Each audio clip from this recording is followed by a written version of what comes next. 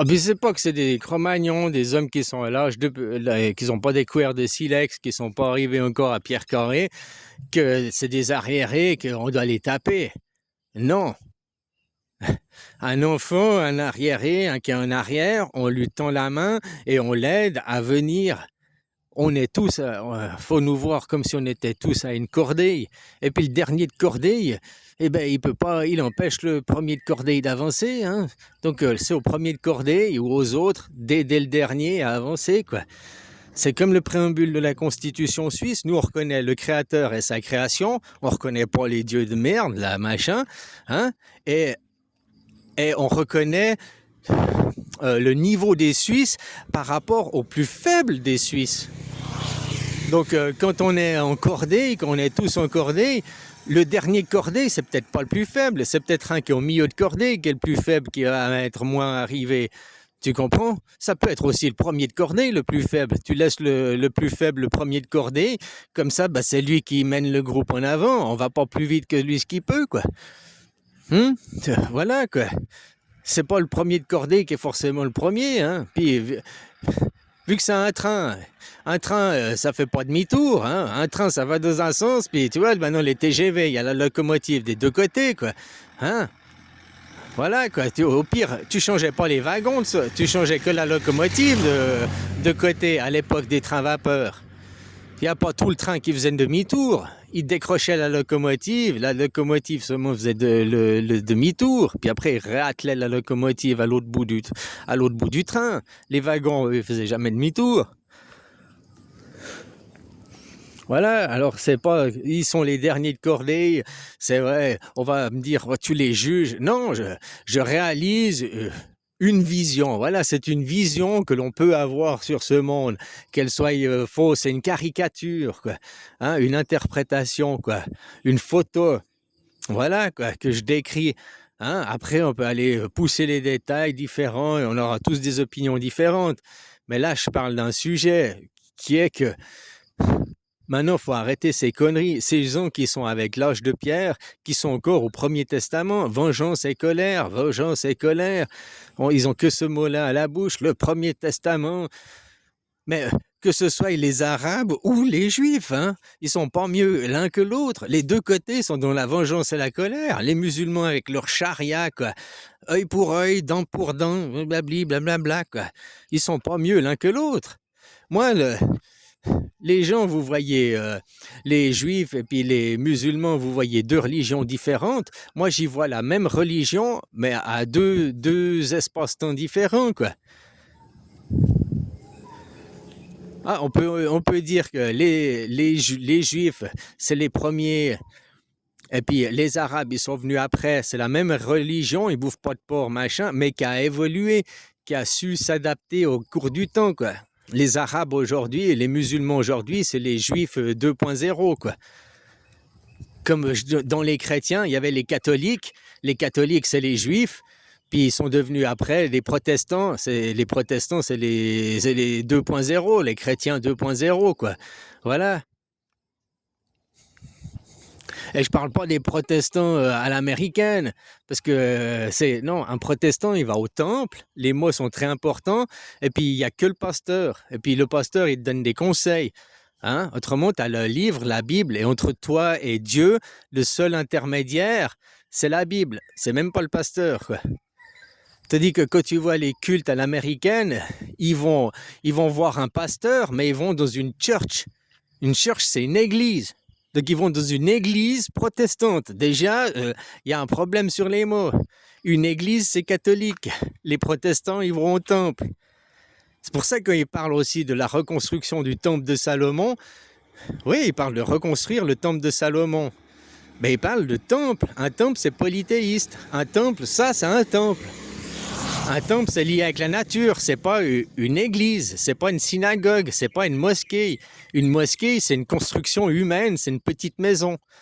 Un temple, c'est ouvert. Par exemple, le Parthénon, il y avait les colonnes, c'était ouvert, il n'y avait pas de pièces. Ça, c'est un temple.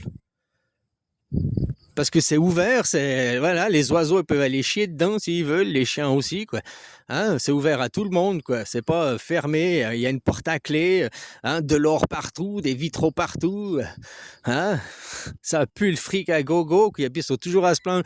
On n'a pas d'argent pour aider les pauvres. Ben, vends les vitraux, quoi. Vends tes croix chrétiennes en or, puis t'auras de l'argent pour nourrir les pauvres, espèce de blaireau, quoi. Hein, voilà, quoi.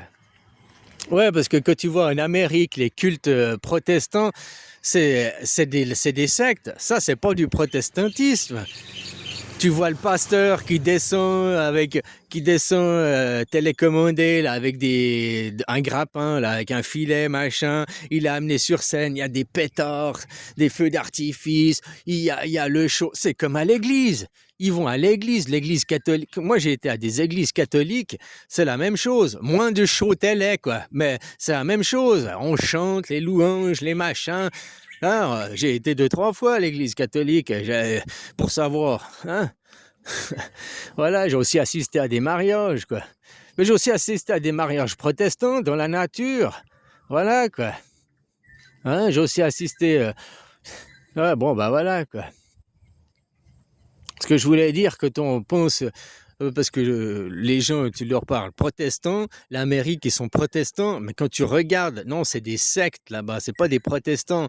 Puis ils vont à l'église, ils donnent du fric, c'est des catholiques, c'est pas du protestantisme, c'est pas qu'ils collent l'étiquette protestante que ça fait d'eux des protestants. Un protestant ne reconnaît pas la hiérarchie, quoi. Un vrai protestant. La seule hiérarchie qu'il reconnaît, c'est le livre. Et après, ben, Dieu, quoi, son Dieu, quoi. Hein?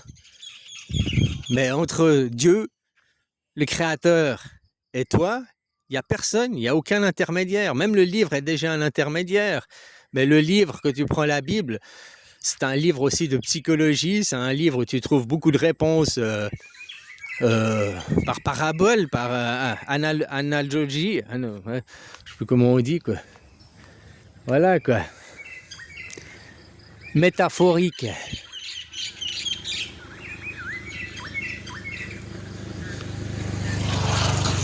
Maintenant, les gars, ils vont tous sur ChatGPT. C'est comme si tu vas à l'église, tu vas demander au curé. Et ChatGPT, il change. T'as vu, ChatGPT, normalement, il devrait avoir la même réponse pour chaque personne, la même. Pourquoi si moi, je pose la question à ChatGPT et toi, tu poses la même question à ChatGPT, on n'obtient pas la même réponse. Tu vois, c'est comme quand tu vas au curé, puis moi, je vais demander au curé pourquoi il y a ci, blabla dans ma vie. Il va me répondre une question. Et puis toi, tu vas lui demander pourquoi il y a la même chose, pourquoi il y a ci dans ma vie, et il te donnera une autre réponse, comme ChatGPT, quoi. En fonction, il va s'adapter en fonction de l'ego de la personne, de ce que la personne veut entendre. Tu vois, ChatGPT est comme ça. Puis que tu lui dis, oui, mais alors moi, je comprends pas, j'admets pas là. Ah, il change sa réponse, ChatGPT. Comme le curé. Le curé dit quelque chose, puis s'il voit que ça te vexe, tu vois que tu parles avec les gens, tu vois le comportement physique, tu vois que tu es en train, même si la personne, elle parle, alors il change son attitude, il change son verbal, il change son discours petit à petit en fonction pour voir où c'est que ton ego est satisfait, quoi. Puis après, ben, il va continuer à te caresser dans le sens du poil, puis te dire ce que tu as envie d'entendre. Parce que derrière, madame, vous avez oublié le chapeau, la laquette. Hein, la quéquette. Ouais, faut donner pour le Seigneur. Le Seigneur est pauvre, le Seigneur, il a besoin de sous pour acheter de l'or, acheter des vitraux, hein. Voilà, quoi. Le Seigneur, il a pas besoin de sous. Pourquoi il aurait besoin de sous? Il n'y a que l'homme qui a besoin de sous. Regarde les animaux, ils ont... propose à un animal un steak ou bien $1 million. Tu vas voir quel est son choix, quoi. Hein? Il va préférer le steak, là, qui au moins c'est du concret, c'est tout de suite. Ah, mais parce qu'il sait pas qu'avec $1 million, il peut s'acheter, je sais pas, 100 000 steaks. Lui, il sait pas, quoi. Pour lui, l'argent, c'est de la merde, ça n'a aucune valeur. Et c'est ce que les hommes, ils doivent comprendre. L'argent, il a la valeur que tu veux bien lui accorder et que tu veux bien admettre dans ta psyché, quoi. T'as déjà fait comme Gainsbourg, brûler un billet, tu prends un billet de 50 €, tu le brûles, tu le brûles, puis tu allumes ta clope avec, tu allumes ton bignou. Moi, je l'ai fait déjà plus d'une fois, quoi. Voilà, pour des fois me rappeler que l'argent, c'est que du papier, quoi. C'est juste de l'allume-feu, quoi. C'est rien d'autre. Allumer le feu. Ah, voilà, c'est ça le papier. Ça sert à allumer le feu, quoi. Et puis, le pognon, aujourd'hui, il sert à quoi? Aussi métaphoriquement, paraboliquement, dans ce monde, il sert à allumer le feu, il sert à faire la guerre, quoi. Voilà, quoi.